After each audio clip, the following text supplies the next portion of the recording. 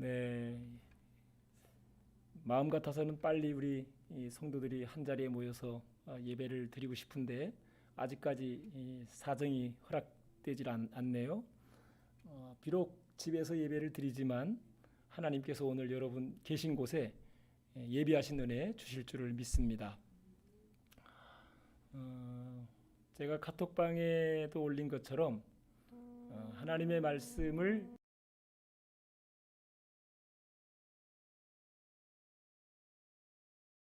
나아갈 때 승리의 은총이 여러분들에게 주어질 것입니다. 오늘도 하나님의 말씀을 들으러 나온 여러분들에게 주님께서 분명히 반드시 예비하신 은혜를 주시라고 믿습니다. 제가 지난 주에 시편 23편을 여러분들과 나누면서 어떤 사람이 성공적인 신앙생활을 할 수 있는가, 어떤 사람이 행복한 신앙생활을 할 수 있는가, 또 시련의 골짜기 고난의 터널을 지나가면서도 하나님께 풍성한 감사의 노래를 부를 수 있을까, 어떤 사람이 그런 노래를 부를 수 있는가, 그런 질문을 하면서 설교를 시작했는데요. 영어 한마디를 했죠. 팔로우십을 가진 사람이다. 기꺼이 따르는 힘을 가진 사람. 네. 선한 목자 되신 주님의 가르침을 따라서 가는 양.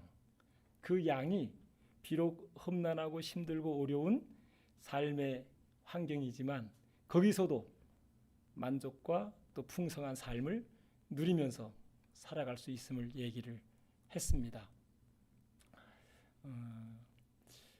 오늘도 우리는 선한 목자 되신 주님의 가르침에 나와 앉아 있죠. 그 가르침을 잘 듣고 잘 배우면서 풍성한 삶을 또 우리가 경험하고 살아가야 될 줄로 믿습니다. 이제 이번 주에는 설명절이 들어있죠.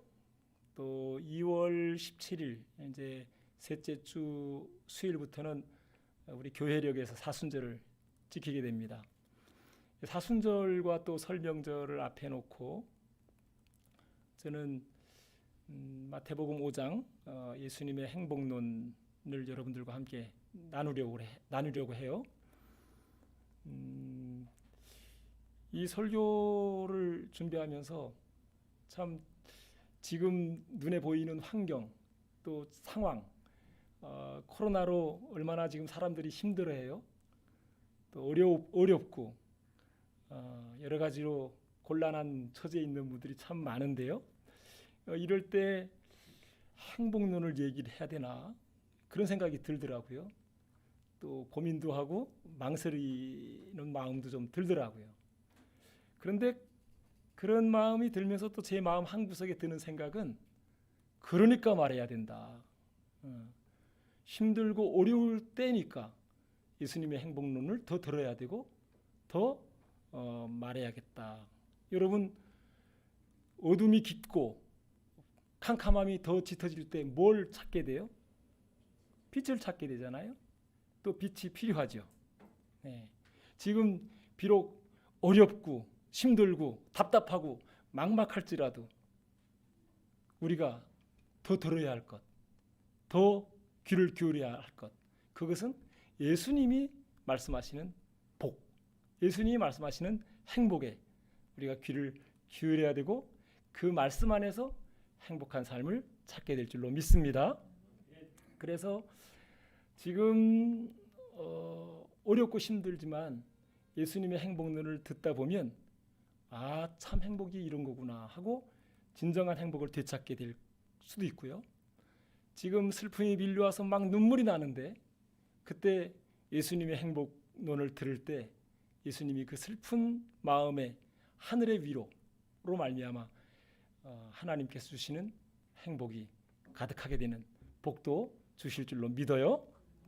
자, 그러면 이제 예수님의 행복론으로 한번 들어가 보십시다. 우리 예수님께서 이 행복론을 어디서 누구에게 말씀하시는가?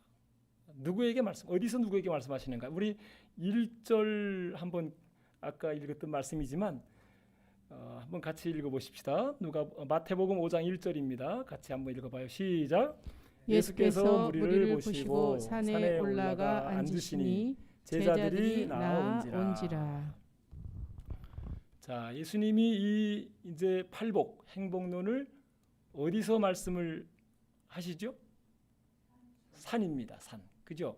누가복음에는 이제 비슷한 내용이 평지라고 되어 있긴 해도 마태복음에는 산에서 말씀을 하세요. 산에서. 그래서 산에서 예수님이 이제 행복론과 함께 하나님 나라의 진리를 말씀하셨다 해서 산상수훈이다. 그렇게 얘기도 하고, 또 예수님이 산에서 기가 막히게 보배로운 말씀을 하셨다고 해서 산상보훈이라 그렇게 얘기도 해요.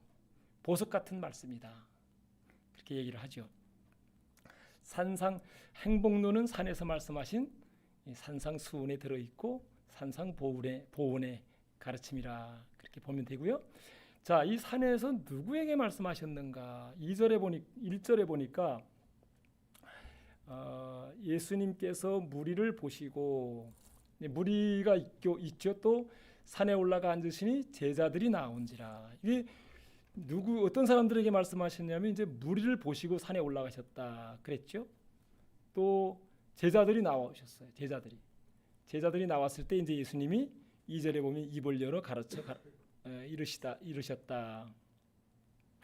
그러니까 행복론은 예수님 앞에 있는 무리들을 염두하고 말씀하신 거고, 또 제자들을 바라보시면서 말씀하셨다는 거예요. 자, 우리가 이제 이 산상수훈 나오는 그 4장 나오기 전에 4장 24절 25절 이렇게 잠깐 읽어보면 예수님 앞에 수많은 무리들이 몰려왔죠. 어떤 무리들이 몰려왔을까?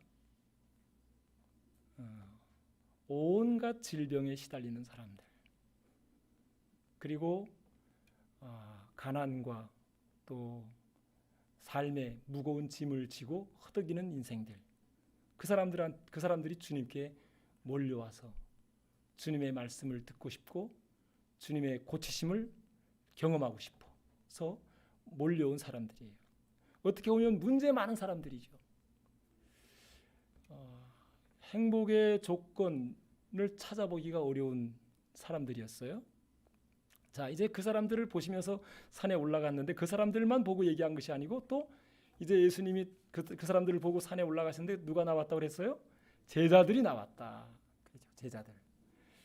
자, 제자들이 여기서 12명의 제자들만 가르치지는 않았을 거고, 예수님을 좀 더 깊이 따르고 예수님을 좀 더 배우고 그분을 닮고 그분을 배우고 그런 아마 제자들이 따로 있었던 것 같아요. 그래서 그 사람들이 나왔을 때 예수님이 또 이제 행복론을 말씀을 하시죠.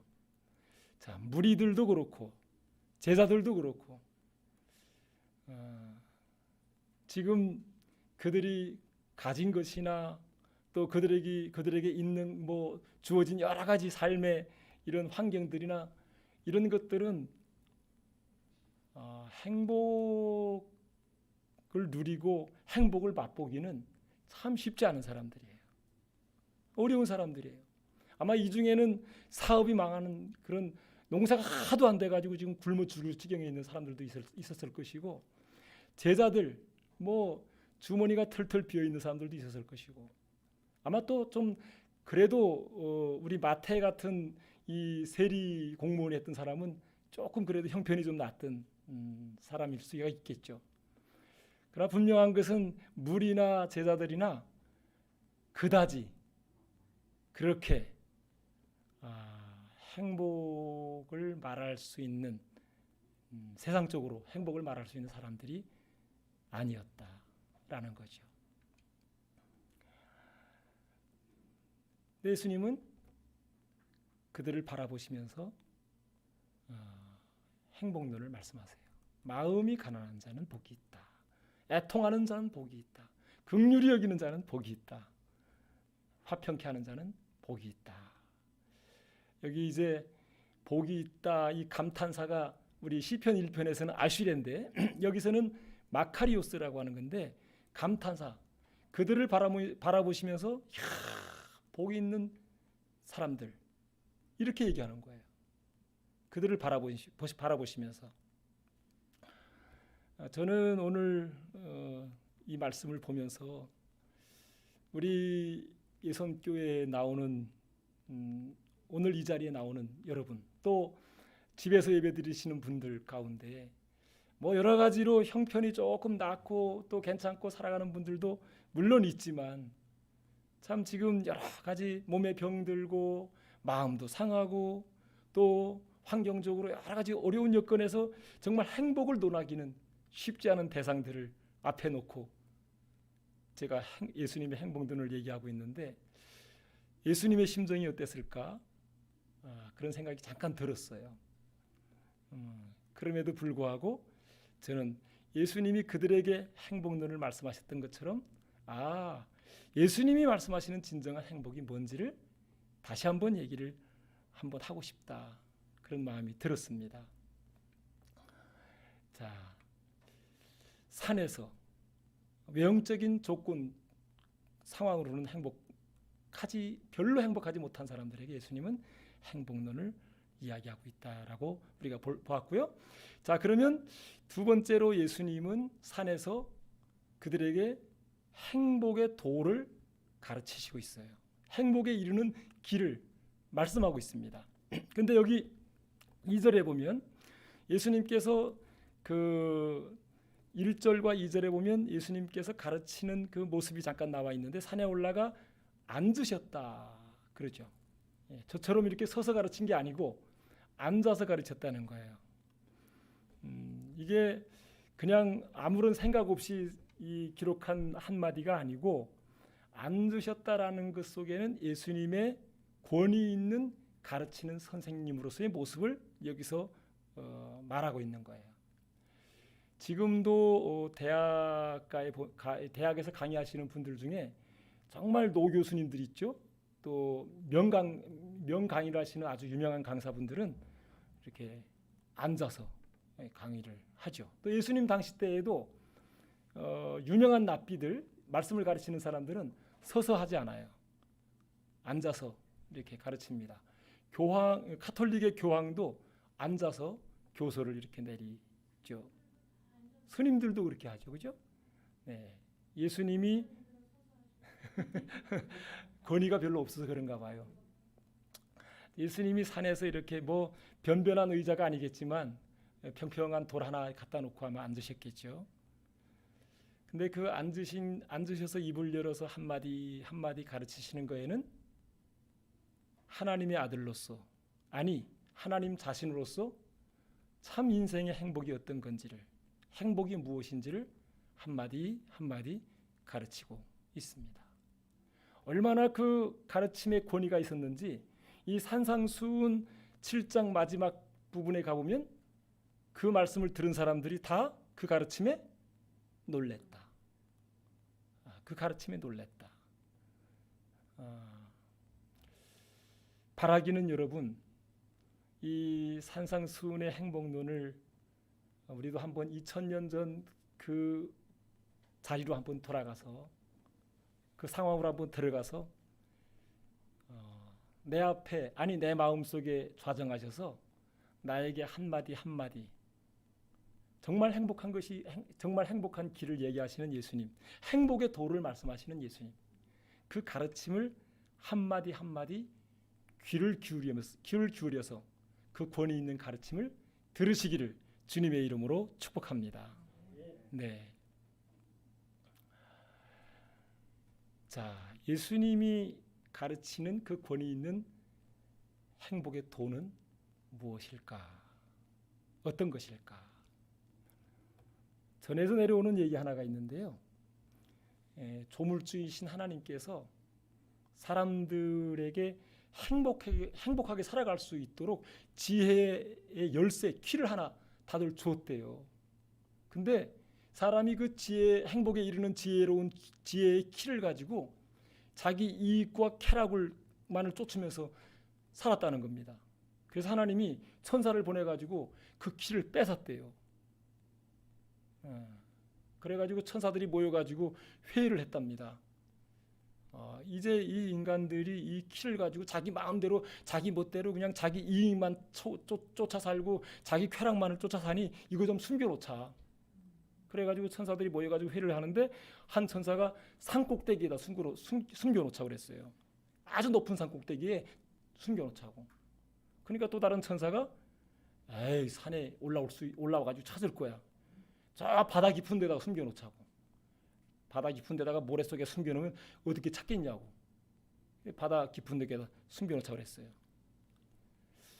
바다 깊은 데 들어가자니 그때 잠수함도 없으니까 천사들이 고민을 하다가 에휴 산도 안 되고 바다도 안 되고 그냥 저 땅이 있는 땅 속에다가 좀 숨겨놓자. 깊이 파가지고 숨겨놓자 그랬어요. 행복의 키를, 지혜의 키를. 근데 천사장이 한참 얘기를 듣고 있다가 인간들은 욕심이 많아가지고 산 꼭대기에 숨겨놔도 찾을 거고 바다 깊은 데 숨겨놔도 찾을 거고 땅속 숨겨놔도 땅을 딥다 파가지고 포크레인으로 파가지고 또 그것도 찾을 거라고. 천사들이 천사장님한테 그럼 어디다가 숨겨놔요? 여러분 어디다가 숨겨놨을 것 같아요? 그렇죠.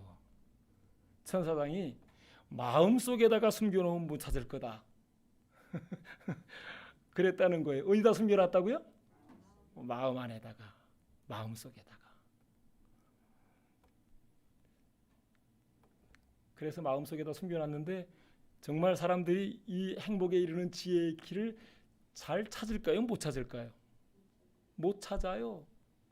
그래서 자꾸 밖에 산에 올라가 보고 땅에 들어가 보고 바다에 가 보고 저 강남 저 살롱에도 한번 가보고 뭐 인간들이 뭐 이 바다에 이 행복에 이르는 지혜의 길을 찾아보려고 저 왕궁에도 들어가 보고 뭐 별의별 데 다 가보는 거예요. 그냥 이 사람도 만나보고 저 사람도 만나보고 뭐 그냥 그 지혜의 길을 한번 찾아보려고 했어요. 이 천사가 숨겨놓은 길을 찾아보고 어디 있는데? 마음 안에 있는데 자기 속에 있는데 그걸 못 찾고 헤매이고 방황하고 그러면서 나는 불행해, 나는 슬퍼, 나는 우울해, 난 괴로워 죽겠어. 도대체 나를 행복하게 해줄 그 님은 어디 있는 거야? 그 물건은 어디 있는 거야? 그 열쇠는 어디 있는 거야? 그러면서 자꾸 동서남북을 헤매이면서 방황하고 있는 거예요, 사람들이. 예수님이 이 땅에 오셔서 산에서 행복론을 말씀하시는데 천사가 마음 안에 숨겨놓은 그 행복에 이르는 지혜의 길을 지금 그들에게 건네주면서 진정한 행복은 이것이다 라고 한마디 얘기해 주는 것이 예수님의 산상수훈이에요. 그래서 이 예수님의 행복론 이제 제가 다음 주에도 말씀을 드리겠지만 좀 우리가 생각하는 그 개념과는 좀 다른 부분들이 좀 있는 게 아니고 좀 많아요. 여기 돈 많은 자가 행복하다, 무슨 뭐 출세한 사람이 행복하다, 뭐 여기서 많이 배운 자가 행복하다 그런 말 한마디가 있어요? 없죠? 그래서 예수님의 행복론에 한마디로 요약해서 결론 내리면 행복은 밖에 있는 것이 아니라 네 속에 있다. 네 안에 있다. 네 존재에 있다. 그렇게 얘기를 하는 게 예수님의 행복론이에요. 그래서 예수님의 행복론을 이 키를 정말 마음에서 찾기만 하면, 마음 안에서 발견하기만 하면 밖에 그렇게 많이 돌아다닐 거 없어요. 그냥 이 사람 저 사람한테 그냥 구걸할 것도 많이 없어요. 근데 이거를 못 찾으면 교회를 다니면서도 예수님을 믿으면서도 계속 헤매는 거예요. 계속 구걸하는 거예요. 돈 좀 더 있으면, 아파트 평수 조금 늘렸으면, 물론 뭐 지금보다 조금 돈이 있으면 행복하죠. 제가 좀 돈이 있으면 좀 행복해요. 정말. 그래서 여러분 돈 좀 많이 버세요. 할렐루야. 그 돈 좀 있으면 행복하고 집 평수 늘리면 행복하고 또 조금 배우면 행복하고, 그런데 그게 행복의 충분 조건은 아니더라는 거예요. 얼마 전에 그 잠이 안 와가지고 밤에 최백호의 낭만시대라는 프로그램이 있는데 7080 노래가 나오는 그 프로그램이거든요. 제가 좋아했던 가수 중에 혜연이가 있어요. 혜연이가 있었는데 혜연이하고 최백호 씨가 이런저런 대화를 나누는데 최백호 씨가 부러워가지고 막 얘기하는 거예요. 아, 그때 나하고 같이 가수 생활할 때 그 혜연이 씨는 막 인기 절정에 가수왕도 되고 참 그래가지고 얼마나 가수로서 성공했냐고 부러운 듯이 얘기를 하는 거예요. 그러니까 혜연이 씨가 그 얘기를 듣더니 하는 얘기가 뭐냐면, 나는 가수로서는 성공했는지 몰라도 내 마음 안에 행복이 없었다고. 나는 행복하지 않았다고. 그런 얘기를 하더라고요. 그래서 제가 그 시절로 잠깐 돌아가가지고 나도 그때 부러웠거든요. 저렇게 당신만을 사랑해, 당신은 모르실 거야. 그래 매일 12월 달에 막 그 텔레비에서 최고 인기 가수왕 나오면 혜연이가 얼마나 이쁜 옷, 그때 눈 봤거든 제가. 이쁜 옷 입고 나오면 그냥 야 얼마나 부럽든지. 노래도 못 부르면서 저런 가수왕에 오르면 얼마나 행복할까. 아우, 근데 본인은 정작 행복하지 않아. 내 그 얘기를 보면서 아, 정말 천사가 행복의 길을 마음 안에 둔 거는 맞는 얘기인가 보다. 그런 생각을 했어요. 여러분, 지금도 많은 사람들이 이 부와 명예와 지식을 가지고 있으면서도 우울해가지고 정신과 의사를 찾는 이유가 뭘까요? 물론 육체적인 어려움이 있어서 찾을 수가 있어요. 선진국일수록 정신적인 질환자들이 점점 많이 늘어나고 있다는 사실. 왜 그럴까? 사람은 마음 안에서 행복을 찾지 못하면 밖에 있는 것으로만은 충분하지 않기 때문에 계속 공허해요. 허무해요.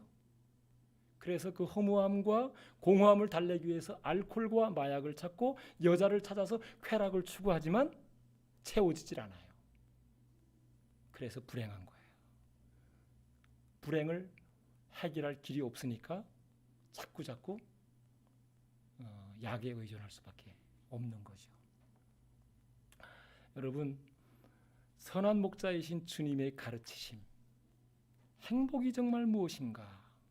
정말 진정한 행복에 이르는 길이 어떤 길인가를 우리가 산상수훈에서 그 도를 정말 깨닫기만 한다면, 지금 조금 여러 가지로 부족한 거 있고 좀 모자란 거 있고 딸리는 거 있어도 그래도 나는 행복해요. 그렇게 찬양 부를 수가 있어요. 할렐루야. 여러분 잠깐 신앙생활 한번 뒤돌아보세요. 정말 예수님 정말 구주로 만나고 그 사랑 안에 잠겨서 그 은혜에 깊이 빠져서 불렀던 노래들이 있잖아요. 그죠? 당신은 모르실 거야 라는 노래가 아니고 나는 행복해요. 내가 아는 이는 주님밖에 없어요. 그 불렀잖아요. 그죠?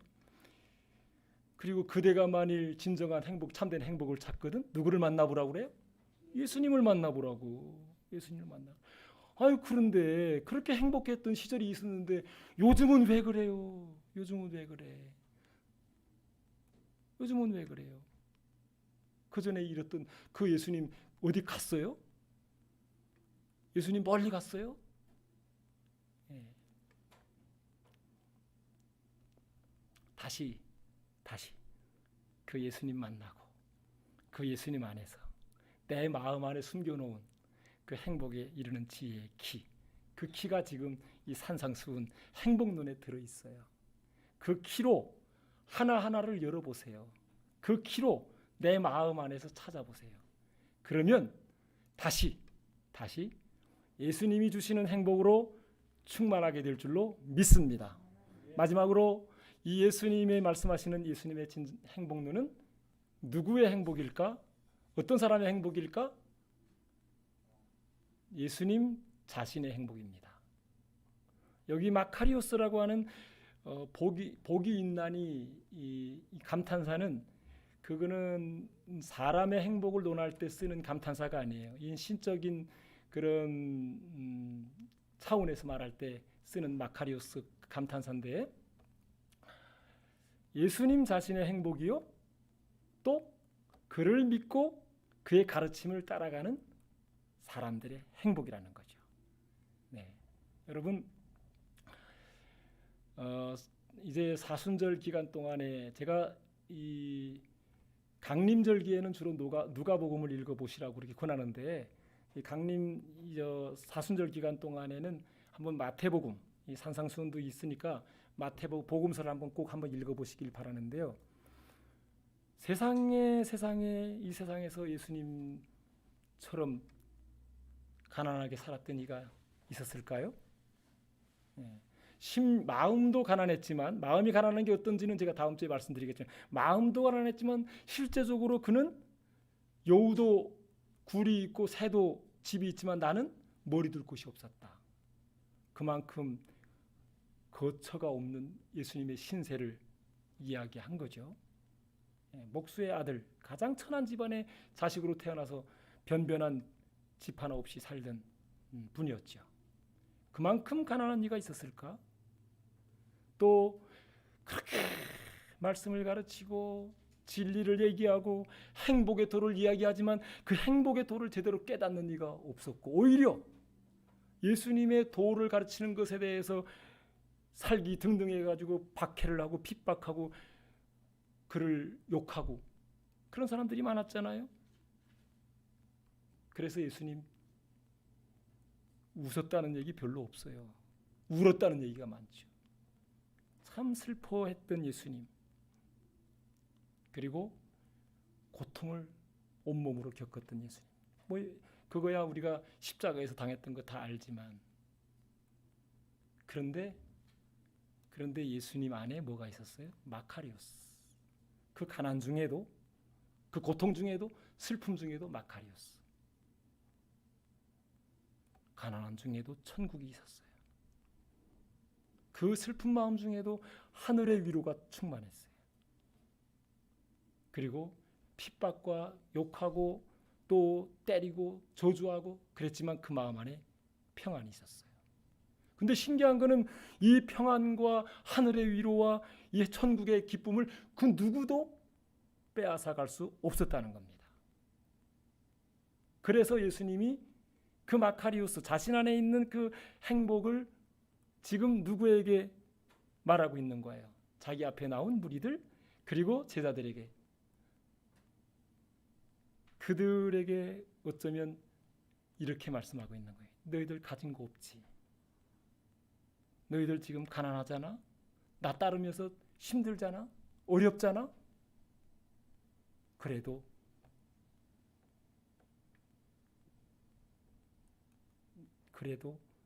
하늘의 위로가 있을 수 있다.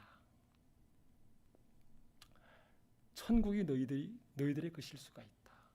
그래서 너희들이 복 있는 자다. 아마 제자들이 이 예수님의 가르침을 그 초기에 들었을 때는 그렇게 그게 실감나게 들리지 않을 수 있었다고 봐요. 왜냐하면 저도 이거 신앙생활하면서 이 말씀을 들었을 때 좀 의아하기도 했고 실감나게 다가오질 않았어요. 근데 세월이 지나면서는 이제 이게 실감나게 다가오더라고. 그러니까 이 마태라는 제자가 이 말씀을 기록할 당시는 이게 정말 예수님 말씀하신 그 행복이 정말 옳구나, 맞는 거구나. 그걸 깨닫고 나서 이제 한자 한자 적는 거죠. 적는 거예요. 그래서 그 예수님 자신의 행복이 예수님을 따랐던 마태의 행복이었고 제자들의 행복이었다는 거. 그게 예수님의 행복론의 진정한 그 대상을 여기서 밝히고 있는 거죠. 그 행복하게 살았던 모습을 여러분 성경 사도행전을 보면 뭐 다 알 수 있는 거잖아요. 자, 이 산상수훈의 예수님의 행복론은 예수님 자신의 행복이고 그를 따르는, 그를 믿는 사람들의 행복이라는 거.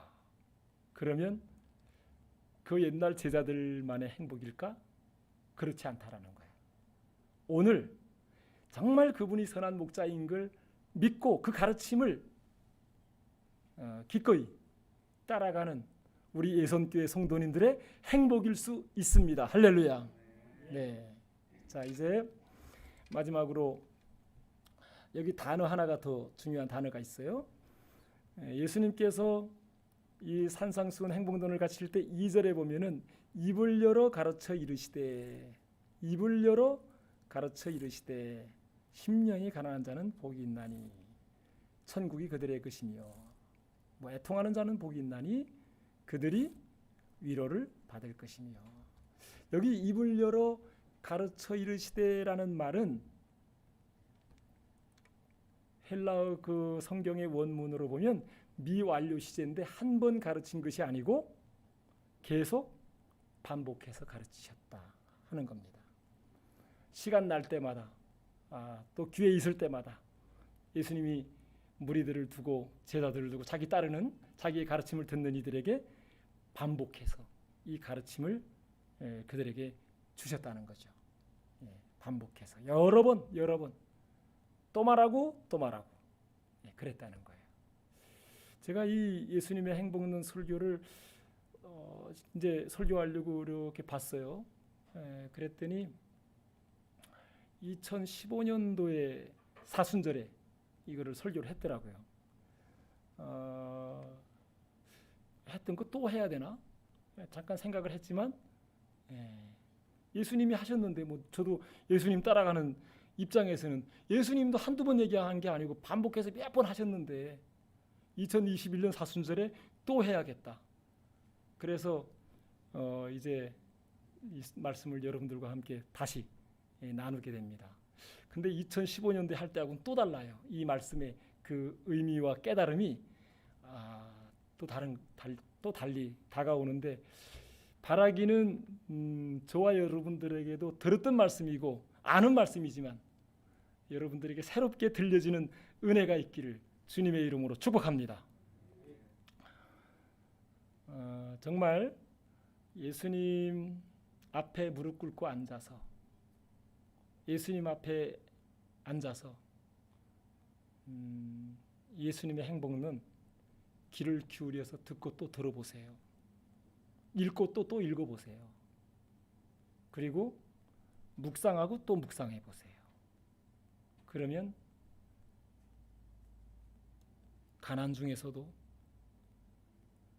천국의 기쁨으로 충만해지는 은혜가 있을 것이고, 지금 슬픔이 밀려와서 눈물이 난다 할지라도 그 누구도 줄 수 없는 하늘의 위로가 있을 거예요. 고통 중에 있어도 하늘의 평화가 여러분들에게 있을 겁니다.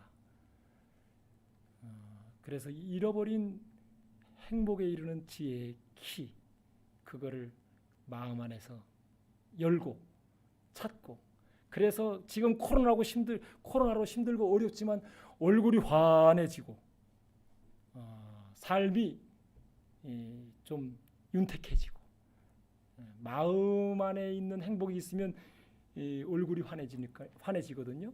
그래서 좀 인상도 펴지고 좀 밝게 살아가시고, 이 코로나의 팬데믹의 이 어려운 상황을 뚫고 나가는 그런 믿음의 용사들, 말씀의 줄잡고 행복론의 줄잡고 모두들 기쁘게 승리하는 여러분 되시기를 주님의 이름으로 축복합니다. 자, 우리